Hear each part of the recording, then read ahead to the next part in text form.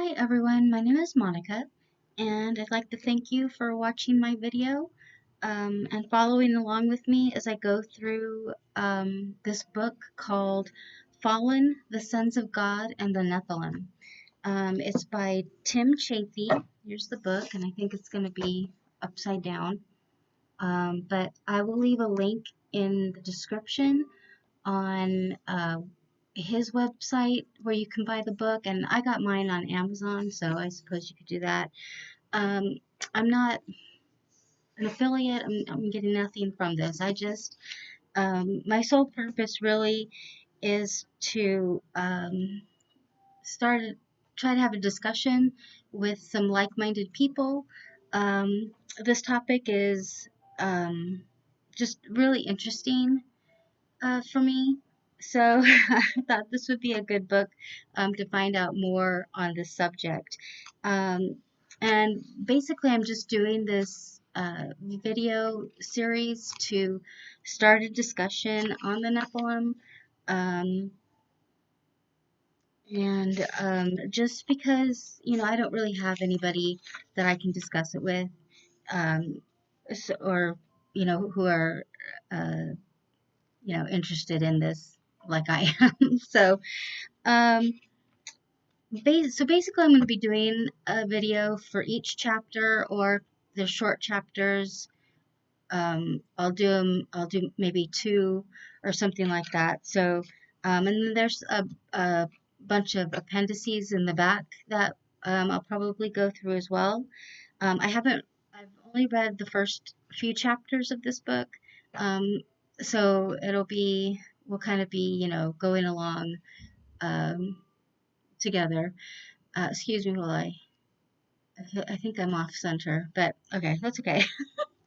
Um, let's see. So in this video, we're gonna go over the introduction and chapter 1. And the main Bibles I'll be using are the Ethiopian Bible, and the the one I use a lot as well is the what is it? New American Standard. So you can't really see that on there, but I'll be probably referencing the New King James Bible and the Geneva Bible, just to get different perspectives, um, in case there's anything different between the versions. So in the book, the author Tim Chaffey, he uses the English Standard, and I don't know, I don't really like that version, and that's why I use these other versions. So before we get started, I'm sorry about the lighting. I don't have lights. I don't have microphones, or anything. So it's just, me in the kitchen. So, okay, so let's get started. And look at my notes here. Okay, so this book is based on Genesis chapter 6, 1 through 4. And that's where it brings up the Nephilim. And it's just prior to introducing Noah and building the ark. So let's see. The Genesis 1 through 6, it mentions the sons of God, the daughters of men, and the Nephilim. So we're going to find out who these people are. And I'm going to read Genesis 1 through 6. So let me get my Bible open here. I'm sorry, Genesis 6, 1 through 4. Okay, so Genesis 1 through 4, 6, 1 through 4. And it came to pass, when men began to multiply on the face of the earth, and daughters were born unto them, that the sons of God saw the daughters of men, that they were fair, and they took them wives of all which they choose. And the Lord said, My spirit shall not strive, my spirit shall not always strive with man, for that he also is flesh. Yet his days shall be numbered 120 years.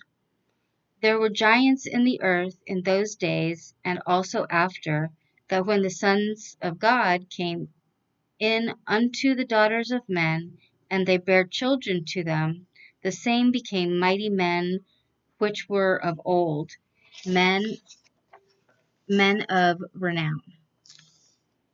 Okay, so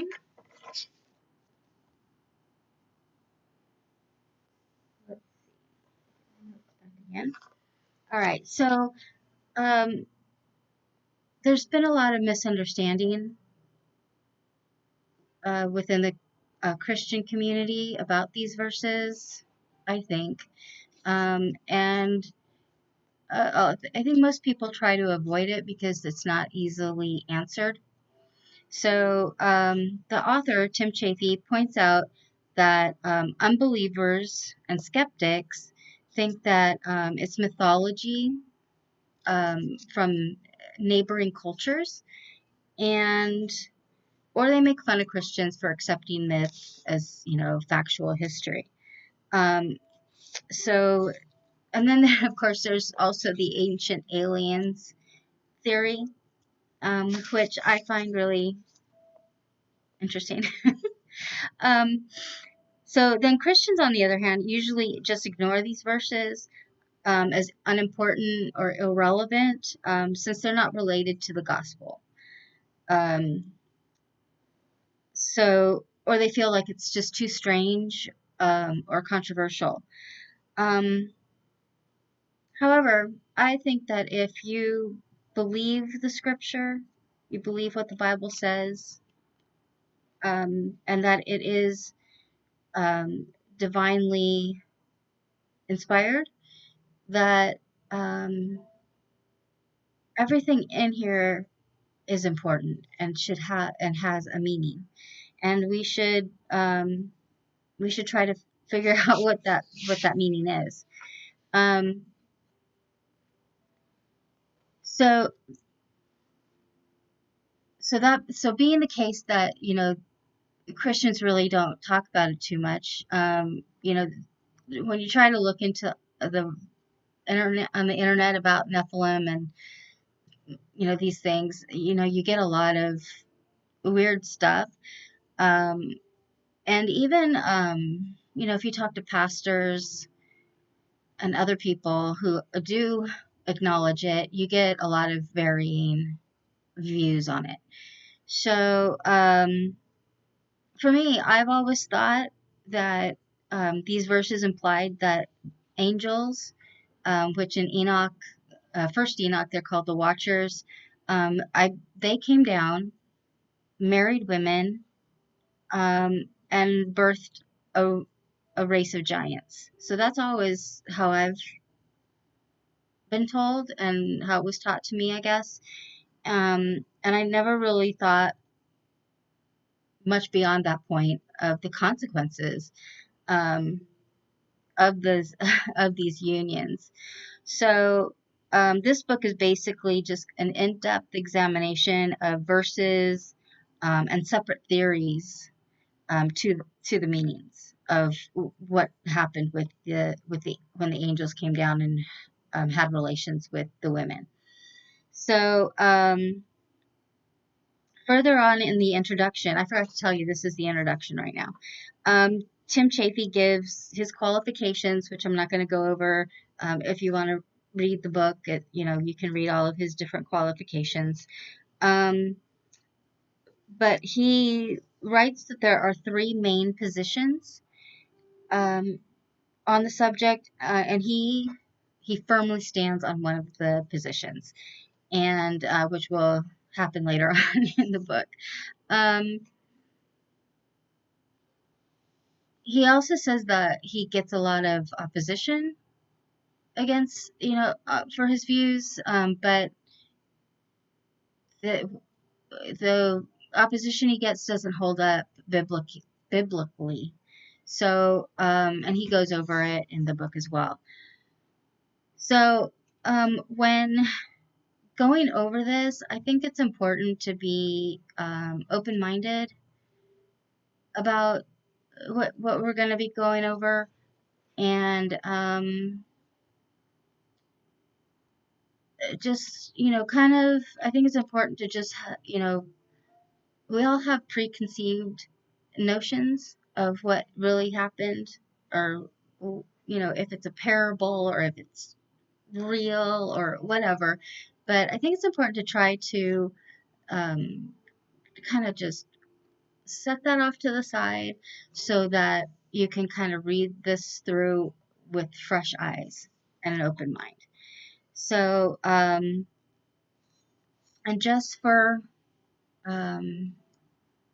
transparency on my part, I'm more of a conservative evangelical Christian, and I've had my ups and downs with the Christian faith over my life, but I am I am a conservative Christian, so that's where I'm coming from.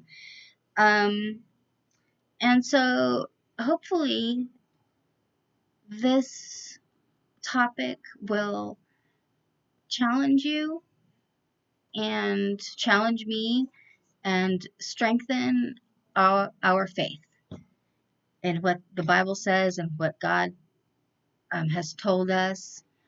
And so, yeah. Okay, so let's move on into section 1 and the first chapter. So section 1, let's see, covers let's see. Okay, so section 1 covers the sons of God. And the author, he's putting the sons of God into context, and will introduce key terms and general concepts. Okay, so let me organize here a little bit.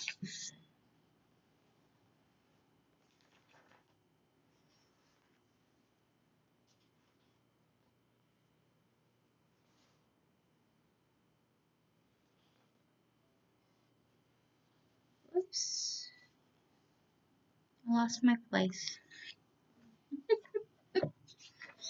Sorry.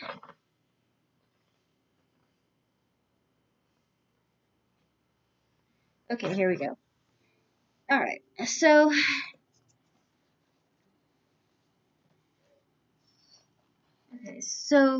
there are 3 major views on the sons of God. So in this first section, each argument is going to be introduced along with their objections. Okay, the author will point out inadequacies with 2 of the views and strong textual support for the remaining position, which is the one that he holds to. So, chapter 1, it's titled, "What Does the Text Say?" So I think most people know that the beginning of Genesis deals with the creation story. Okay, so, and at the end of the chapter, in verse 31, it explains that God's pleased with his creation. So verse 31 says, "And God saw everything that he made, and behold, it was very good. And the evening and the morning were the 6th day." And just as an aside, I kind of find it interesting that the days start in the evenings, and I know that in Judaism, with their festivals and things, and certain other things, that they start their day in the evening. which to us is like a completely foreign concept. Um, so I kind of wonder what it would be like to start your day as the sun's going down. I don't know if I would have the energy for that. It seems like, the sun wakes you up. So anyway, I find that interesting, and that's not part of the study, but I just think that's an interesting thing. Okay, anyway, so chapter 2 is about Adam and Eve. Chapter 3 is about their temptation, man's fall, and their expulsion from Eden. Chapter 4 tells the story of Cain and Abel, and gives a brief genealogy of Cain's descendants through Seth. I'm sorry, through Enoch. Chapter 5 traces Adam's descendants through his son Seth down to the 10th generation, where we're introduced to Noah. And so in the 6th chapter, are the sons of God and Nephilim appear, which we read those verses at the beginning. And it goes on to describe the extent of men's wickedness. And in verse 5, it tells that it became so bad that man's heart became continually evil. So verse 5 reads, "And God saw that the wickedness of man was great in the earth, and that every imagination of the thoughts of his heart was only evil continually."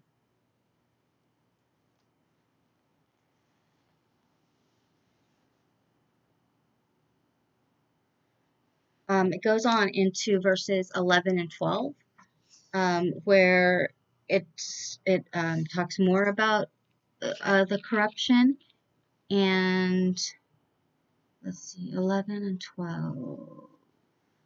There it is. The earth was so corrupt before God, and the earth was filled with violence. And God looked upon the earth, and behold, it was corrupt, for all flesh had corrupted his way upon the earth. So, I kind of find the phrasing "for all flesh had corrupted" that's interesting. And I'm wondering if, but it says his after, so maybe it is just people, but I'm wondering if it's talking about animals as well, because that's another little rabbit hole you could go down. Okay, so then in verse 9, it says, "These are the generations of Noah. Noah was a just man and perfect in his generations, and Noah walked with God." And that's the Ethiopian Bible. The New American Standard calls Noah righteous and blameless. Then in verse 13, God talks to Noah about making the ark. So, "And God said unto Noah, The end of all flesh is come before me, for the earth is filled with violence through them, and behold, I will destroy them with the earth." And it goes on in chapter 14, it says, "Make thee an ark of gopher wood." And then it goes on just to describe how he should make the ark. So, so the sons of God and the Nephilim, and I believe the Nephilim are the giants or the children of the women with the angels. But they're discussed in context with the world's wickedness. So, it starts out in the beginning of the chapter, talking about how the sons of God came down, had union with the women, And then it goes on to talk about, how the world had become just continually evil. So I think, and I'm just kind of speculating, I guess, because there was evil in the world before. Cain is an obvious, I'm sorry, an obvious example, um, because his line was evil. They did wicked things. So not all of them, but but I think maybe once the Nephilim came into the earth, that's when it really kind of kicked off, and that's when all the evil became so ingrained into everyone. So that's my thinking on it. I'm not sure. So okay, so the next section is defining terms, and terms that the author is going to define are the sons of God, the daughters of men, 120 years, sons of God, oh, daughters of men, oh, they already said that, and mighty men. Okay. Um, so I'm quoting from the book here. It says, "We are told that when men began to multiply on the earth, the sons of God married the daughters of men and had children with them. God was displeased with these actions and pronounced a judgment that had something to do with 120 years. The Nephilim were mighty men of old, and they were on the earth in these days." Okay. Let's see. Oops. Um. Okay. So when did these events take place? That's the next little bullet point here. Um, all we know from the passage is that these events took place prior to the flood. I mean, it doesn't really give any timing. However, in the book of First Enoch, it suggests that it took place in the time of Jared, who was Noah's great great grandfather. Um, and Jared is mentioned in Genesis 5, 19, and 20.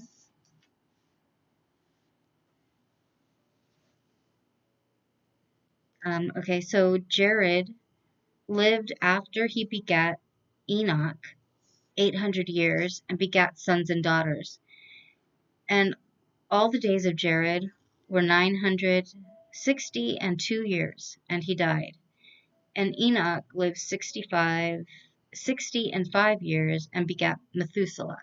And Methuselah was Noah's grandfather, and Lamech was his father. Um, okay, so that's the timing. Okay, so the next bullet point is what does this mean? I'm sorry, it's backwards, but I think everybody's seen this before. And a lot of people will pronounce this Yahweh. I know that it's been pronounced Jehovah. But it's the personal name of God. For me, I've done some research into this. Well, first let me say that the author, kind of goes on in the book about how scholars and pastors and others, use Yahweh or something like that, and that how in the King James version the name of God was replaced with Lord, which was the small caps. This is one reason I don't like to use the King James version, because we should not be replacing the name of God. So for me, I've done some research, and I believe that the true name of God is Yahuwah. And I wrote it down, and I'm sorry it's backwards again. It's Yahuah, Yahuwah. And so that's what I'm going to use instead of Yahweh. I think that that's a false name. You can dive down that rabbit hole if you'd like, but I've done a lot of praying and asking for discernment in the topic, and I've come to the conclusion that it is the true name of God, um, and so that's what I'm going to use. And I know that. Well, and when I was younger, I always wondered why we'd call God God, because it was such a generic name, So I was just like, what's his name? And I know people call him other things like Anadai and Elohim, um, and things like that, but those are more descriptors, as in not his name. And I know people feel very strongly about this, and I apologize if I, offend anyone, but do some research and see what you can come up with it. Um, and so let's see. Oh, I also too another reason why I think it's important to use God's true name is because in Judaism there's a theory that using the name of God is wrong, and it's forbidden. Um, and so, the Bible, throughout the Bible, it says to call on His name, and so I think we should use His name to when we're, praying and talking to Him. So, anyway, I encourage everybody to do some research on that if they feel like they want to. And I should say too, I don't think that it's necessarily a salvation issue, but I think it's important to know the truth, and who you're actually talking to, in order to have a true personal relationship with God. So, anyway, so moving on from that, the next bullet point is about the 120 years. There's different beliefs. Some people believe that it's a countdown from when God first gave the warning to Noah for him to build the ark, I guess, and it gave this time for men to repent.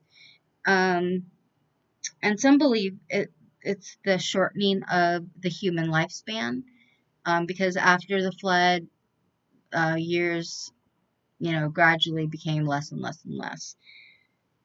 So, oh, and I've heard from influencers that I watch on YouTube, that bring up the Nephilim quite a bit, is that the 120 years is referring to the Nephilim, that God was decreasing their lifespan because they could live for a really long time.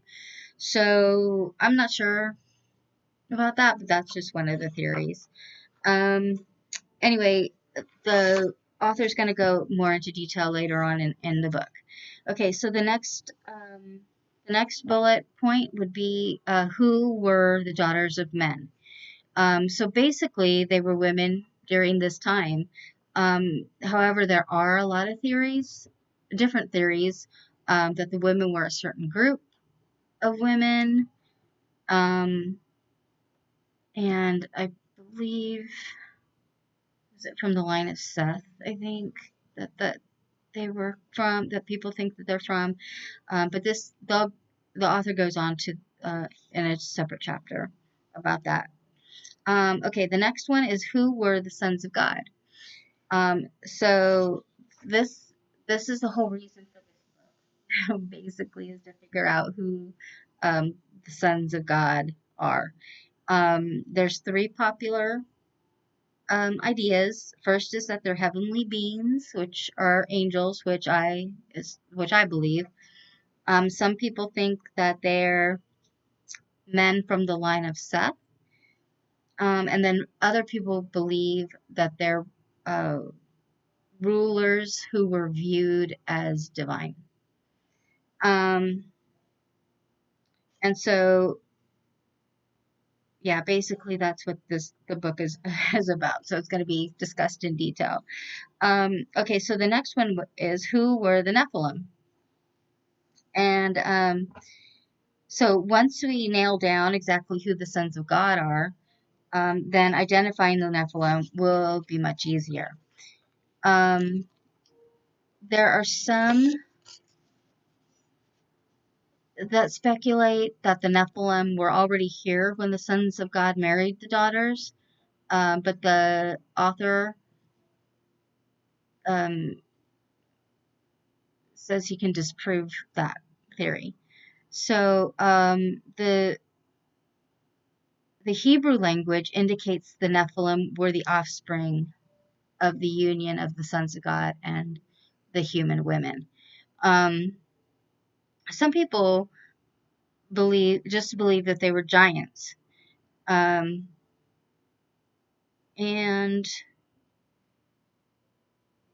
they also refer to them as fallen ones, and or they consider them warriors because it did say, they were men of great renown. And also there were also people who believed that they were just wicked people. So depending on the translation of Bible that you're using, depends on if they're called Nephilim or if they're called giants. So the New American Standard, which I usually read, calls them Nephilim, and the NIV calls them Nephilim. The Living Bible, and I just picked these Bible translations because I think they're common ones that I've heard people using. So the Living Bible, it just says evil beings. The translations that use giant is the Geneva Bible, the Ethiopian Bible, the original King James and the New King James, the English Standard Version, and the Message Bible. They all use giants. And then there's, a gazillion different translations. So I didn't, look up look up all of them. But okay, so then who were the mighty men? Okay, mighty men in Hebrew is Gibborim, and I looked it up in a translator to find out how to pronounce it. I believe it's Gibborim, and that basically describes the Nephilim, that they were mighty men.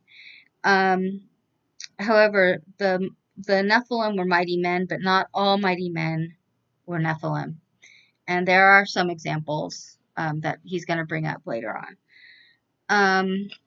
Let's see. So, okay, in the last section of chapter 1 is charting our course. Okay, and so basically we'll be using the scriptures to both the Old and the New Testament to find proper interpretations of, who the sons of God were, who the women were, and who the Nephilim are. And we'll explore two different categories, the natural and the supernatural. The natural meaning to define the sons of God as human beings, and the supernatural meaning to classify the sons of God as heavenly beings. Okay, so the author will discuss all three positions, which were the heavenly beings, men from the line of Seth, and rulers viewed as divine. He's gonna look at the positive arguments that support each view, and also the negatives. And I guess that pretty much wraps up chapter 1. Okay, so hopefully you found this interesting. Hopefully I was clear in what, what I was talking about. I tried to be detailed, but I'm I'm excited about learning more on this. So, I'm a bit of a, conspiracy theorist.